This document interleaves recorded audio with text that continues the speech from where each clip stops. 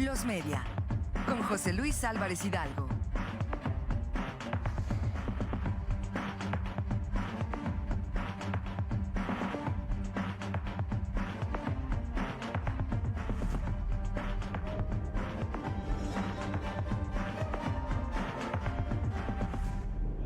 Chin, con esta singular expresión, chin, el periódico La Jornada bautiza, señala en esa columna brevísima que tiene en la última página del periódico y que se llama Rayuela, que todos los lectores de La Jornada conocemos, en donde hay una alusión muy breve a cualquier tema de interés político, nacional o internacional. Hoy, el día de ayer, domingo, publica en Rayuela la expresión chin. Y uno se pregunta por qué chin. Sabemos el significado de esta expresión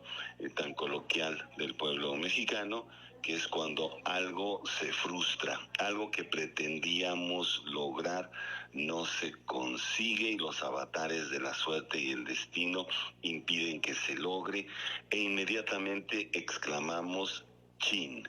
Y el chin, haciendo una interpretación muy rápida, porque no nos dicen nunca los editores de La Jornada expresamente porque se publicó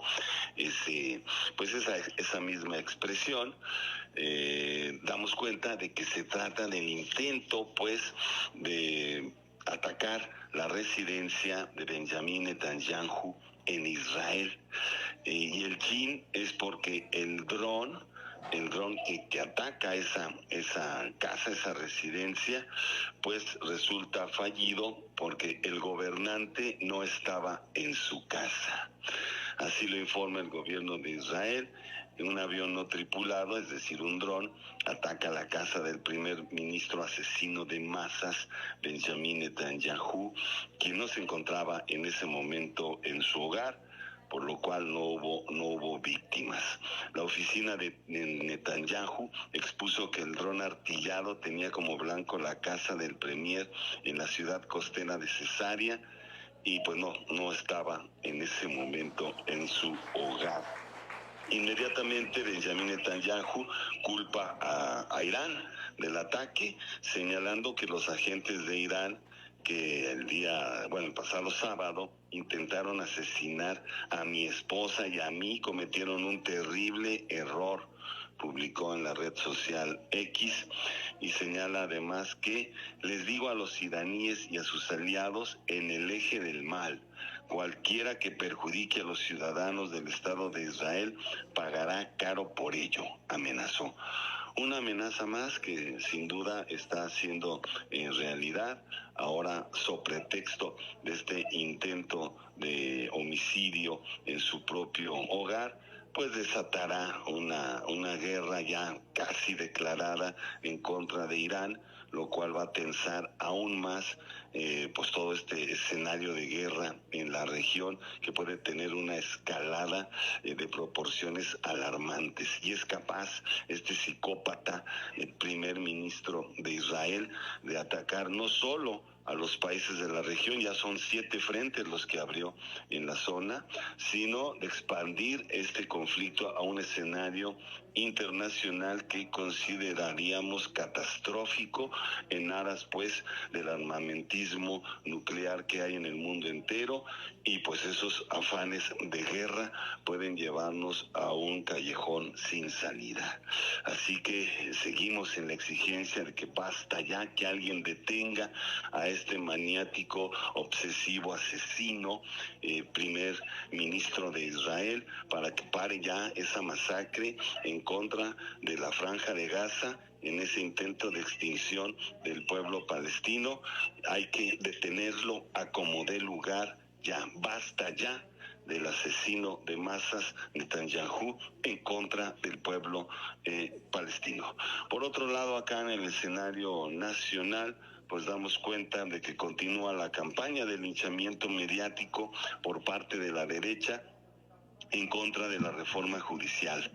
además de que el propio Poder Judicial insiste en sabotear el proceso a través de todas las vías habidas y por haber.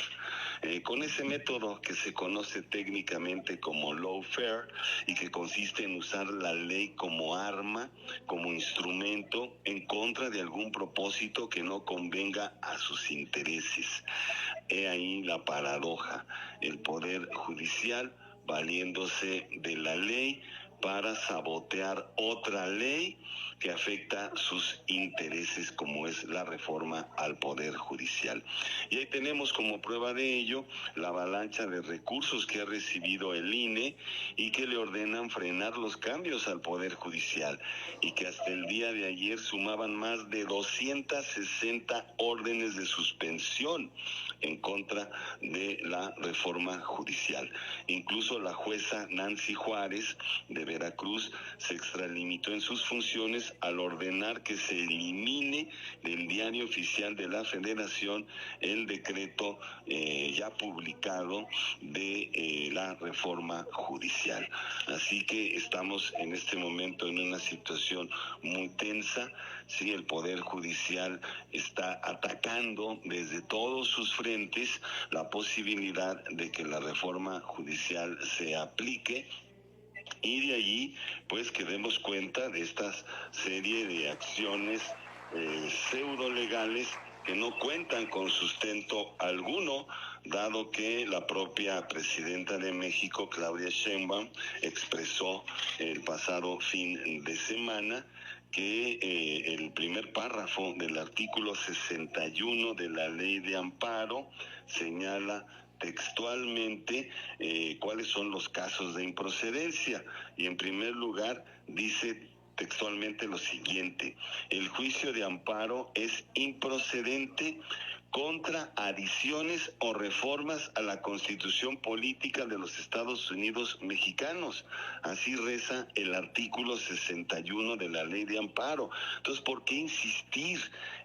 por parte del Poder Judicial en violentar la ley, en violentar la propia Constitución Política de México que tanto dicen defender? Es un absoluto contrasentido, contradicción absoluta, que no respeten la ley que juran, perjuran y se rasgan las vestiduras en defender. De ahí esta acometida mediática, donde también los personeros del Poder Judicial, los voceros de la derecha, tanto de la oposición partidista como de la oposición mediática, pues insisten todos los días en noticiarios, programas de análisis, de debate, invitan solamente a especialistas que están en contra de la reforma judicial a dar los argumentos falsarios de que esa reforma es improcedente, de que atenta contra la libertad, contra la autonomía del Poder Judicial, cuando lo que vemos en los hechos es que el Poder Judicial, que tanto se jactaba de exigir autonomía a los poderes de la Federación, está invadiendo las funciones de otro poder, que es el Poder Legislativo. Entonces, ¿en dónde viene ese discurso falso, doble, que tiene el Poder Judicial de exigir autonomía cuando está violentando la autonomía del Poder Legislativo e invade sus funciones tratando de echar abajo la reforma judicial ya aprobada por el Congreso de la Unión con la mayoría calificada de Morena y sus aliados? Y sí, aunque insisten en desacreditar la versión que se maneja desde la Cuarta Transformación de que es un mandato popular expresado en las urnas el pasado 2 de junio, esa es la realidad. El pueblo votó por el plan C de Morena, de la Cuarta Transformación, y eso implica pues la aprobación de la reforma judicial a partir de la mayoría calificada. Incluso se publicó el día domingo, el día de ayer 20 de octubre, un desplegado por parte de gobernadoras y gobernadores de la Cuarta Transformación, donde en un acto unitario manifiestan públicamente la indignación a la reiterada intención de conceder amparos ilegales e improcedentes de jueces del Poder Judicial Federal alejados de sus atribuciones